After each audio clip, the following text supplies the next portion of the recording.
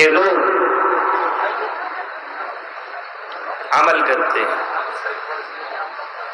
اور عام دنوں میں ان کی زندگی گزارنے کا اسٹائل بدل جاتا ہے. رمضان آتا ہے تو گھر کے اندر قرآن کی آیتوں کی آوازیں آنا شروع ہو جاتی ہے. رمضان آتا ہے تو موبائل سے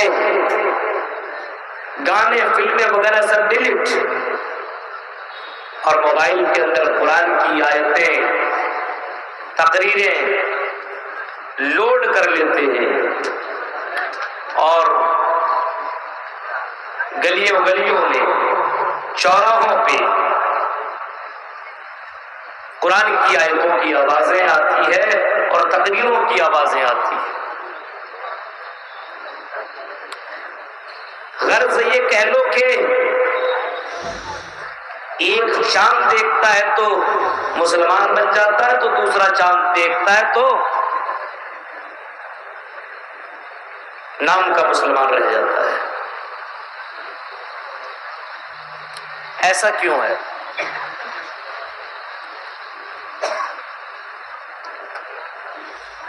کیا اللہ رب العالمین رمضان میں ہی بندوں کو دیکھتا ہے کیا؟ رمضان میں عبادت کرتا ہے تو اللہ رب العالمین رمضان ہی میں بندوں کو دیکھتا، تلاوت کرتا ہے تو کیا رمضان ہی میں ثواب ملتا ہے؟ دیگر دنوں میں، مہینوں میں، راتوں میں نہیں؟ ایسا کیوں ہے؟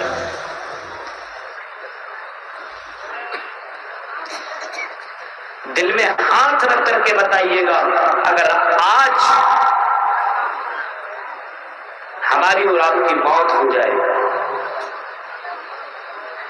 اور جو حال ہمارا اور آپ کا ہے، نہ نماز سے مطلب، نہ قرآن سے مطلب، نہ دین اسلام سے مطلب، اگر موت ہو جائے تو بتائیے وہ آدمی کہاں جائے؟ خود انسان فیصلہ کر سکتا ہے. ایسا انسان کیوں کر رہا ہے؟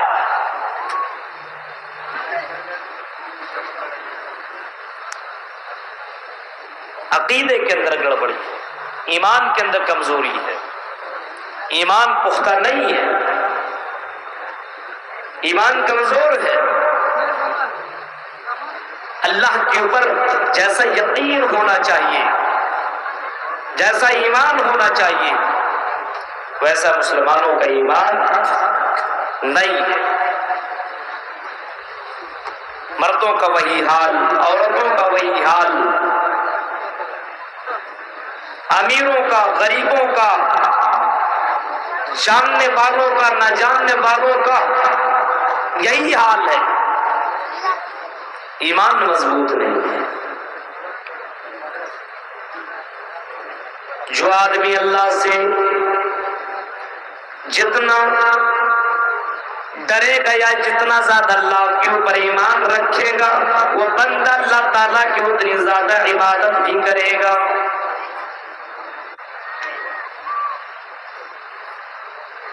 جو اللہ تعالیٰ کو جتنا جانے گا، وہ بندہ اللہ تعالیٰ سے اتنے زیادہ اللہ کو خوش کرنے کی کوشش کرے گا اور اللہ کے نزدیک محبوب بندہ بننے کی بھی کوشش کرے گا.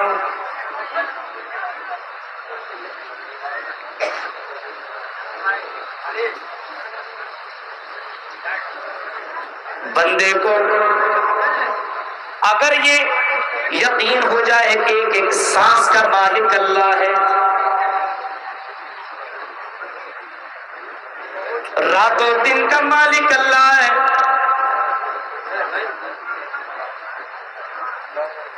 ہر چیز کا مالک اللہ ہے، یقین ہو جائے تو بندہ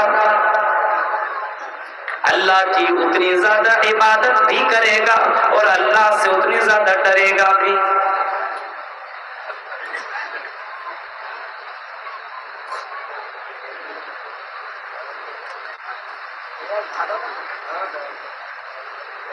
آج عقیدے کے اندر کمزوری آ گئی، حالانکہ مسلمانوں کا عقیدہ بہت مضبوط ہونا چاہیے. نماز میں تھوڑی موڑی کمی ہو چل سکتا ہے، عقیدے کے اندر گڑبڑی نہیں ہونی چاہیے۔ فرض نماز پڑھے، نفلی نماز نہ پڑھے تو ہو سکتا ہے چل جائے، لیکن میرے بھائیو عقیدے کے اندر گڑبڑی نہ ہو کہ رمضان میں اللہ دیکھتا ہے، رمضان کے علاوہ اللہ نہیں دیکھتا۔ رمضان میں کے مہینے میں ہم غلط کام کریں گے تو اللہ تعالیٰ سزا دے گا، اور رمضان کے علاوہ دیگر مہینے میں ہم غلط کام کریں گے تو کوئی کچھ نہیں ہوگا۔ بس یہ مولویوں کے بھاشن اور مولویوں کی تقریریں ہیں، ان کے اوپر، ان کی باتوں کے اوپر دھیان دینے کی ضرورت نہیں ہے، ورنہ قرآن کی آیتیں پڑھی جا رہی ہو اور لوگ بازاروں اور چوراہوں میں بیٹھ کر کے سگریٹ پی رہا ہو، گٹکے کھا رہا ہو، تمباکو کھا رہا ہو، گپے مار رہا ہو، موبائل کے اندر IPL دیکھ رہا ہو، لڑکے لڑکیوں سے باتیں کر رہا ہو اور مذاق کر رہا ہو، اور لڑکیاں بے پردہ ہو کر کے بازاروں میں گھوم رہی ہو، میرے بھائی یہ کیسے ہو سکتا ہے؟ اس کا مطلب یہ ہے کہ ان کو صرف اتنا یقین ہے کہ اللہ تعالیٰ رمضان کے مہینے میں گناہ لکھتا ہے، رمضان کے مہینے میں اللہ پکڑ کرتا ہے، اور دیگر مہینے میں اللہ تعالیٰ پکڑ نہیں کرتا ہے۔ مرنے کے بعد کی زندگی کے بارے میں ان کو ذرہ برابر فکر نہیں ہے، مر جائیں گے، سڑ جائیں گے، گل جائیں گے، بس دوبارہ اللہ تعالیٰ جیوت نہیں کرے گا، دوبارہ اللہ تعالیٰ زندہ نہیں کرے گا، دوبارہ اللہ نہیں اٹھائے گا۔ نیکیاں اس وجہ سے کرتے ہیں کہ لوگ کیا کہیں گے اگر ہم رمضان میں بھی روزہ نہ رکھیں۔ بہت سے نوجوان تو رکھتے ہی نہیں ہے، نماز نہ پڑھے تو لوگ کیا کہیں گے، دیکھیں رمضان میں بھی یہ بندہ نماز نہیں پڑھتا ہے، رمضان کے مہینے میں بھی یہ قرآن کی تلاوت نہیں کرتا ہے، رمضان کے مہینے میں بھی یہ کھاتا اور پیتا ہے۔ اس وجہ سے بندہ بندی سے زیادہ ڈرنے لگتا ہے اور رمضان کے مہینے میں اللہ تعالیٰ کی قدر بھی کرنے لگتا ہے، لیکن جیسے رمضان کا مہینہ ختم ہوتا ہے اور عید کا چاند نظر آتا ہے، ظہر کی نماز میں آپ اپنے یہاں کی مسجدوں کے اوپر نظر دوڑا لو، عقیدہ کتنا کمزور ہے۔ فرمایا سنبا انکم بعد ذالک لمیتون، اے میرے بندو یہ زندگی جو ہم نے تمہیں دی ہے 50 سال 60 سال 70 سال 30 سال 40 سال 80 90 سال جتنے سال تم دنیا کے اندر زندگی کاٹ رہے ہو، آئی میرے بندو اس زندگی کے بعد تمہیں مر جانا ہے۔ یہ زندگی ایک تمہاری لمٹ ہے لیکن تمہیں معلوم نہیں ہے، کیونکہ اس کو ہم نے راز میں رکھا ہوا ہے، یہ اللہ تعالیٰ نے کسی کو نہیں بتایا۔ آئی میرے بندے تیری موت اس وقت ہوگی تو وہاں مرے گا، آئی میرے بندے تو 20 سال میں مر جائے گا، 30 سال میں مر جائے گا، 40 سال میں مر جائے گا، تو اپنے گھر سے نکلے گا دلی کمانے کے لیے اور راستے میں تیری موت ہو جائے گی۔ یہ اللہ تعالیٰ نے کسی کو نہیں بتایا۔ کیوں نہیں بتایا؟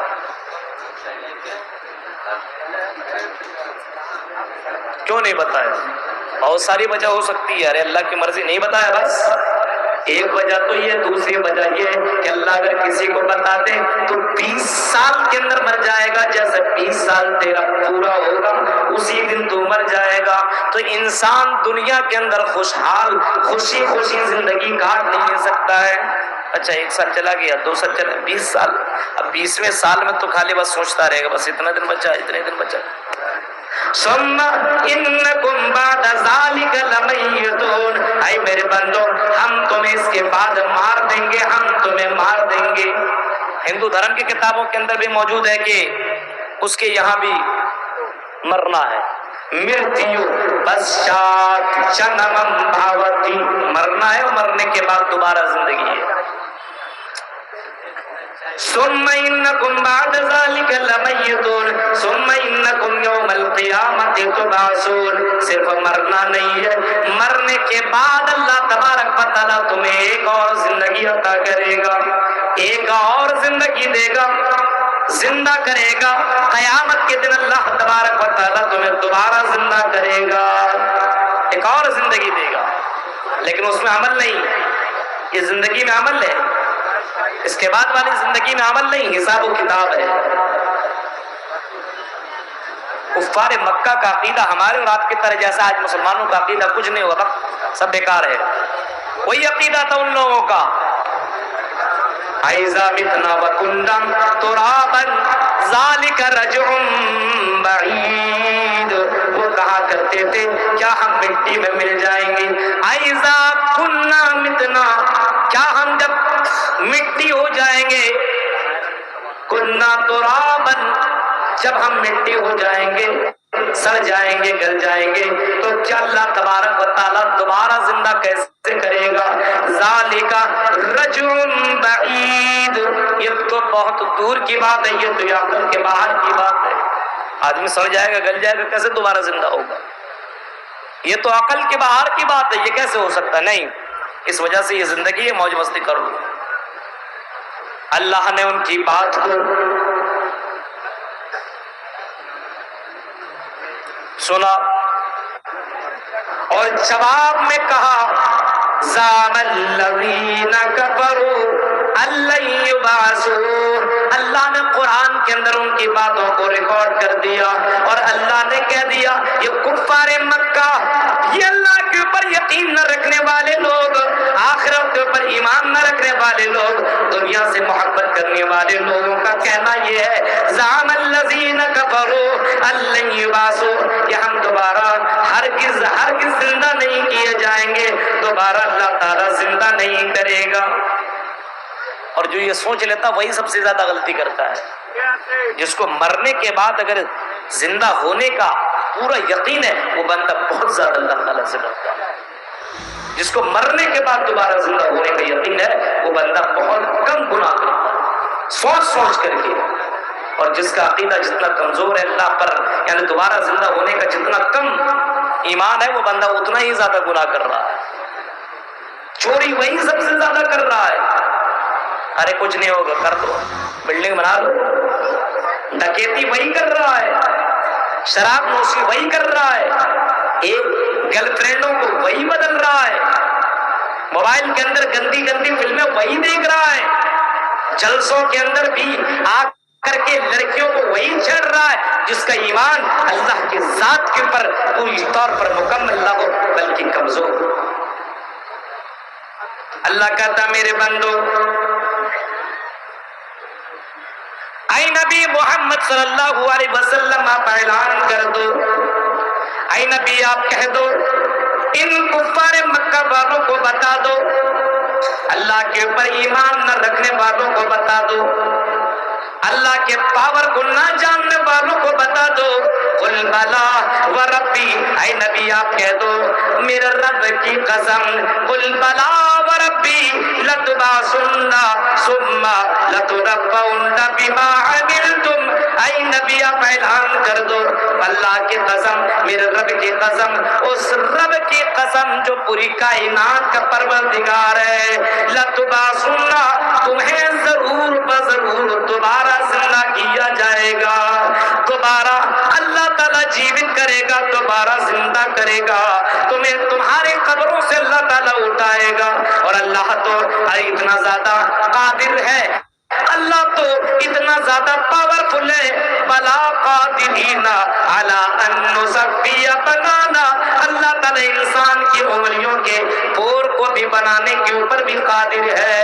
میرے بھائیوں, اللہ تعالیٰ اپنے نبی سے کہہ رہا ہے, نبی کہہ دو قل بلا وربی لتبعثن, اے نبی آپ کہہ دو کہ تمہیں ضرور بضرور دوبارہ زندہ کیا جائے گا, ثم لتنبؤن بما عملتم, صرف زندہ ہی نہیں کیا جائے گا بلکہ دنیا میں تم کیا کرتے تھے, کیا کھاتے تھے, صبح شام میں تم نے کیا کیا, دن کی اجالے میں تم نے کیا کیا, رات کی تاریکی میں تم نے کیا, جوانی میں کیا, بڑھاپے میں کیا کیا, ہاں تم نے اکیلے میں کیا کیا, لوگوں کے بیچ میں کیا کیا. ثم لتنبؤن بما عملتم, ان تمام چیزوں کے بارے میں اللہ تعالیٰ خبر دے گا, ان تمام چیزوں کے بارے میں اللہ تعالیٰ بتائے گا. اتنا زیادہ وہ پاورفل ہے, ان تمام چیزوں کے بارے میں خبر دے گا. اور آج کل تو یہ سمجھنا بہت آسان ہو گیا ہے، ایک انسان ہماری باتوں کو ریکارڈ کر سکتا ہے۔ آج سے پہلے 2-4 سال پہلے، پچھلے سال جو ہم نے یہاں پہ تقریر کی ہے، گوریوں کی تقریر موجود ہے۔ میں نے کیا تقریر کی ہے مجھے بھی یاد نہیں، لیکن گوریوں کی تقریر آپ نکالیے، کیسے کیسے میں نے حرکت کی، ہاں کتنی باتیں کہیں، کون کون سی سنبھالو، سب ریکارڈ ہے۔ جب ایک انسان کی باتوں کو ریکارڈ کر سکتا ہے اور انسان کی حرکتوں کو ریکارڈ کر سکتا ہے، انسان کی آواز کو ریکارڈ کر سکتا ہے، انسان کی کرتوتوں کو ریکارڈ کر سکتا ہے، تو کیا اللہ جس نے انسان کو بنایا ہے، کیا وہ اللہ انسان کی حرکتوں کو، انسان کی عملوں کو ریکارڈ نہیں کر سکتا؟ وَذَلِكَ عَلَى اللَّهِ يَسِيرٌ، اللہ تعالیٰ اس بات کے اوپر قادر ہے، اور یہ اللہ کے لیے بڑا سمپل ہے، بہت آسان ہے، بڑا ایزی ہے۔ اللہ کے لیے کوئی مشکل چیز نہیں ہے کہ دوبارہ اللہ تعالیٰ انسان کو زندہ کیسے کرے گا۔ میرے بھائیوں، یہی بات تو حضرت ابراہیم کے دل کے اندر بھی یہ بات آئی تھی۔ ابراہیم نے بھی اللہ تعالیٰ سے یہی شکایت کی تھی کہ اللہ، اے اللہ میں یہ دیکھنا چاہتا ہوں، وَإِذْ قَالَ إِبْرَاهِيمُ رَبِّ أَرِنِي كَيْفَ تُحْيِي الْمَوْتَىٰ، اے اللہ میں یہ دیکھنا چاہتا ہوں کہ اللہ تو دوبارہ تو زندہ کرے گا مرنے کے بعد، لیکن اللہ تو مجھے دکھا دے کہ اللہ تو دوبارہ انسان کو کیسے زندہ کرے گا، کیسے جیوت کرے گا، مر جائے گا، سڑ جائے گا، گر جائے گا، اے اللہ تو دوبارہ زندہ کیسے کرے گا۔ اللہ نے اپنے اس نبی کو دنیا میں دکھا بھی دیا، قرآن کی آیت موجود ہے۔ میرے بھائیوں، سورہ بقرہ کی ان آیتوں کو پڑھتے چلے جاؤ۔ ابراہیم علیہ السلام نے جب اللہ سے شکایت کی تو اللہ تعالیٰ نے حضرت ابراہیم کو 4 پرندوں کو لانے کا حکم دیا، الگ الگ پرندوں کو لانے کا حکم دیا، اور الگ الگ پرندوں کو پالنے کا حکم دیا، اور الگ الگ پرندوں کو اللہ نے ذبح کرنے کا حکم دیا، بوٹی بوٹی کرنے کا حکم دیا، اس کو ایک ایک ٹکڑا کرنے کا حکم دیا۔ اور جب حضرت ابراہیم نے ان پرندوں کو ٹکڑے ٹکڑے کر دیا، بوٹی بوٹی کر ڈالا، تو اللہ تعالیٰ نے حضرت ابراہیم سے کہا، اے ابراہیم ان تمام پرندوں کی بوٹیوں کو ملا دو اور الگ الگ پہاڑ کے اندر رکھ دو۔ حضرت ابراہیم کو بھی معلوم نہیں ہے یہ بوٹی کس کی ہے، ان کو کیا معلوم، اس پہاڑ میں رکھا، اس میں رکھا، اس میں رکھا، اس میں رکھا۔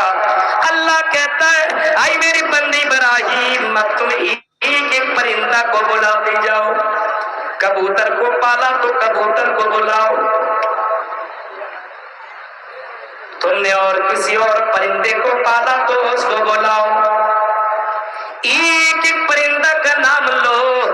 حضرت ابراہیم نے ایک پرندہ کا نام لیا، اے کبوتر، مثال کے طور پر بتا رہا ہوں، یہ حدیث میں نہیں، کبوتر پالا، کیا پالا، 4 پرندوں کو پالا، لیکن حضرت ابراہیم نے ایک پرندہ کا نام لیا، اے فلاں پرندہ آ جا۔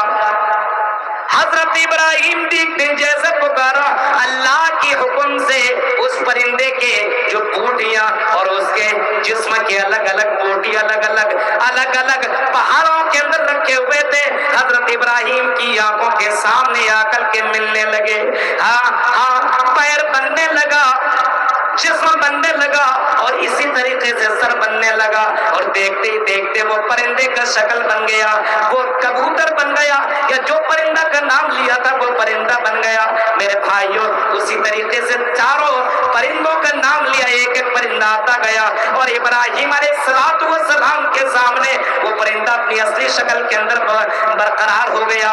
حضرت ابراہیم علیہ السلام نے بھی دیکھا اپنی آنکھوں سے کہ اللہ تعالیٰ اس بات کے اوپر قادر ہے۔ اور مسلمانوں، کیا قرآن کی آیتوں کے اوپر تمہیں یقین نہیں ہے کہ کلام کسی انسان کا نہیں ہے؟ ذالک الکتاب لا ریب فیہ، یہ کتاب ایسی ہے جس کے اندر شک کی کوئی گنجائش نہیں ہے۔ اور اگر کوئی مسلمان قرآن کی آیت کے اوپر، ایک لفظ کے اوپر، ایک جملے کے اوپر اگر کوئی مسلمان انکار کرتا ہے تو وہ مسلمان نہیں ہے، وہ دائرہ اسلام سے خارج ہو جاتا ہے۔ میرے پیارے ساتھیوں، ذرا تصور کرو جب اللہ تبارک و تعالیٰ دوبارہ ہم سب کو زندہ کرنے کے اوپر قادر ہے تو اے مسلمانوں چوری چماری اتنی زیادہ کیوں، ڈکیتی اتنی زیادہ کیوں، حرام خوری اتنی زیادہ کیوں، ہاں ہمارے یہاں جہیز کا لین دین اتنے زیادہ کیوں، ہمارے یہاں سٹہ بازی اتنی زیادہ کیوں، ہمارے یہاں جوئے میں پیسے اتنے زیادہ کیوں لگائے جاتے ہیں، ہمارے یہاں غلط کام اتنے زیادہ کیوں ہو رہے ہیں؟ اس کا مطلب یہ کہ مرنے کے بعد ہمیں اور آپ کو یقین نہیں ہے کہ دوبارہ اللہ تعالیٰ زندہ کرے گا۔ اگر یقین ہوتا تو انسان اتنی زیادہ تو برائی نہیں کرتا۔ کبھی جلسے میں آ رہا تھا، کچھ نوجوان لڑکوں کو ہم نے دیکھا سگریٹ پیتا آ رہا، لگتا ہے حج کرنے آ رہا، بتائیے کیوں آ رہا ہے یہاں پہ جلسہ سننے کے لیے؟ تصور کیجئے میرے بھائی، یہ حالات ہیں۔ اللہ کے نبی نے فرمایا، آپ نے کبھی فرمایا تھا انسان جس حال میں مرے گا یبعث کل عبد علی ما مات علیہ، جس حال میں مرے گا اسی حال میں دوبارہ اللہ تعالیٰ زندہ کرے گا، جس حال میں مرے گا اسی حال میں اللہ تعالیٰ دوبارہ انسان کو جیوت کرے گا۔ جیسے مرے گا، فجر نماز نہیں پڑھا، نماز نہیں، بیٹھا سویا رہ گیا، ویسے مر گیا، بے نمازی کی حالت میں اٹھایا جائے۔ جا رہا تھا اپنی گاڑی میں، جا رہا تھا بائک میں، جا رہا تھا گانا سنتے سنتے جا رہا تھا، ایئر فون لگا دیا، بائک چلا رہا ہے اور اپنے آپ کو ہیرو سمجھ رہا ہے، اپنے آپ کو سلمان اور شاہ رخ کا بھائی سمجھ رہا ہے اور اسی سٹائل میں سفر کر رہا ہے، ایکسیڈنٹ ہو گیا، گانا سنتے سنتے اسی حال میں قیامت کے دن دوبارہ زندہ کیا جائے گا۔ زنا کر رہا ہے اور زنا کرتے کرتے اس کی موت ہو گئی، وہ مر گیا، مرد یا عورت اگر دونوں کے دونوں اگر مر گئے تو اسی حال میں قیامت کے دن اٹھائے جائیں گے۔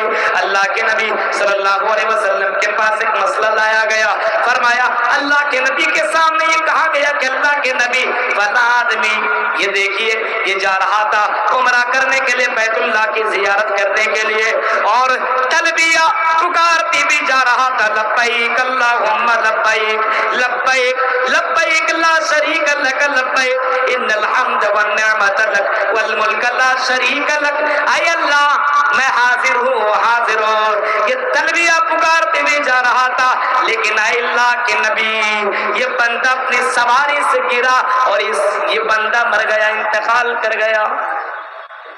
اب اس کا کیا مسئلہ ہے؟ نہلایا جائے، کفن دفن کیا جائے، ہاں کفن پہنایا جائے، کیا کیا جائے؟ آپ نے فرمایا اس کو نہلانے کی ضرورت نہیں، اس کو کفن پہنانے کی ضرورت نہیں ہے، فَإِنَّهُ يُبْعَثُ يَوْمَ الْقِيَامَةِ مُلَبِّيًا۔ لوگوں یاد رکھنا اسی حال میں کل قیامت کے دن یہ بندہ اٹھایا جائے گا تلبیہ پکارتے ہوئے، یہ لبیک لبیک اللہم لبیک لبیک لا شریک لک لبیک، یہ تلبیہ پکارتے ہوئے یہ بندہ قیامت کے دن اٹھایا جائے گا۔ ہمیں اور آپ کو سوچنا چاہیے، ہمیں اور آپ کو سوچنا چاہیے، ہر مسلمان کو سوچنا چاہیے کب ہم مر جائیں، اور یہ سوچنا چاہیے پاک ہے کہ ناپاک، نماز پڑھی ہے کہ نہیں، ہاں آج ہم نے اللہ کی عبادت کی ہے کہ نہیں کی ہے، ہم نے کسی کا دل تو نہیں دکھایا ہے، ہم نے کسی سے دشمنی تو نہیں کی ہے، ہم نے کسی کو تو ستایا نہیں ہے، ہم نے کسی کو تو مارا نہیں ہے، ہم نے کسی کی زمین کے اوپر ناجائز طور پر قبضہ تو نہیں کیا ہے، ہم نے کوئی حرام مال تو نہیں کمایا ہے۔ میرے پیارے ساتھیوں، انسان کو سوچنا چاہیے اور غور و فکر کرنا چاہیے۔ حضرت عمر فاروق رضی اللہ تعالیٰ عنہ اکثر کہا کرتے تھے، حاسبوا انفسکم قبل ان تحاسبوا، اے لوگوں اپنا محاسبہ کرتے رہو، اپنا حساب کرتے رہو، اپنے آپ کو چیکنگ کرتے رہو، اپنے آپ کو ٹیسٹ کرتے رہو، اپنے آپ کو چیک کرتے رہو، محاسبہ کرتے رہو۔ اس سے پہلے کہ تیرا محاسبہ کیا جائے، اس سے پہلے کہ تیرا حساب و کتاب کیا جائے، ہر دن اپنے آپ کا حساب کیا کرتے رہو کہ اگر آج میری موت ہو گئی تو میں جنت میں جاؤں گا کہ جہنم کے اندر جاؤں گا، میری نیکیاں زیادہ ہے کہ میری برائیاں زیادہ ہے۔ ہر مرد ہر وقت امیر ہو یا جاہل، امیر ہو یا غریب، عالم ہو یا جاہل، ہر کسی کو سوچنا چاہیے اگر میں آج مر جاؤں تو جنت میں جاؤں گا کہ جہنم کے اندر جاؤں گا۔ آج ہمارے یہاں اسی چیز کی تو کمی ہے، غور و فکر نہیں۔ کر لو یار، بڑھاپے میں نیک عمل کر لیں گے، ابھی چھوڑو، جوانی میں کیا پتا تمہیں کہ تم بڑھاپے تک پہنچو یا نہ پہنچو۔ کئی لوگوں کو یہ کہتے ہوئے سنا گیا اور کئی لوگوں کو یہ دیکھا گیا، تو سگارے نماز پڑھے ابھی کا ہے، ابھی تو جوانی نماز کیا پڑھے، بڑھاپے میں کوئی کام تھوڑی رہتا ہے، مسجد میں بیٹھ جائیں گے اللہ اللہ کرے، بس ابھی نہیں نماز پڑھیں گے، ابھی کر لو عبادت کر لو، نہیں ابھی کہاں، ابھی تو دوسرا کام کرنے کا ٹائم ہے، بار بار جوانی تھوڑی آئے۔ ہم بھی کہہ رہے ہیں بار بار جوانی تھوڑی آئے گی، ایک بار جوانی آئے گی، ایک بار جوانی نہیں آ سکتی ہے، لیکن یہ جوانی بھی اللہ تبارک و تعالیٰ نے آزمائش کے لیے بنائی ہے۔ اس جوانی کے بارے میں اللہ تعالیٰ پوچھے گا، سوال کرے گا، وَشَبَابَكَ قَبْلَ حَرْمِكَ، فرمایا اللہ کے نبی صلی اللہ علیہ وسلم نے اپنی جوانی کو غنیمت سمجھو، بڑھاپا کے آنے سے پہلے اپنی اس جوانی کو غنیمت سمجھو، انمول جانو، اس کو بہت ہی زیادہ غنیمت سمجھو، بڑھاپا آنے سے پہلے جوانی آئی، کیا تم نے اس جوانی کے اندر بہت زیادہ زناکاریاں تو نہیں کی، اس جوانی کے اندر تم نے تو حرام خوری نہیں کی، اس جوانی کا تم نے تو غلط استعمال تو نہیں کیا۔ میرے بھائیوں، مثالی جوانوں کو پڑھتے رہو، بہت سے مثالی جوان دنیا کے اندر گزرے ہیں، ایسے جوانوں کو پڑھو جن جوانوں کے سامنے لڑکیاں آئی اور اتنی خوبصورت چاند سے باتیں کرتی بھی لڑکیاں آئی اور انہوں نے دعوتی زنا دی، او جوان چل میں تیرے لیے آ کر کے تیار ہو چکی ہو، اے جوان کیا تو دیکھتا ہے، اے جوان موقع ہے، چل موقع کا فائدہ اٹھا لے۔ لیکن جوانی اس نے یہ نہیں سوچا جوانی بار بار نہیں آئے گی، چلو ہم اس لڑکی کے ساتھ انجوائے کر لیں، یہ تو چاند سے باتیں کرتی ہے، یہ تو مس ورلڈ ہے، یہ تو اتنی خوبصورت ہے، چلو بار بار موقع نہیں ملے گا۔ جواب میں جوان کہتا ہے انی اخاف اللہ، میں اللہ سے ڈرتا ہوں، میں اپنی جوانی کا غلط استعمال نہیں کر سکتا۔ میں بھی تو یہی کہہ رہا ہوں کہ جوانی ایک ہی بار آئے گی، بار بار تھوڑی آئے گی، اسی میں تو آزمائش ہے، بڑھاپے میں کیا آزمائش ہے؟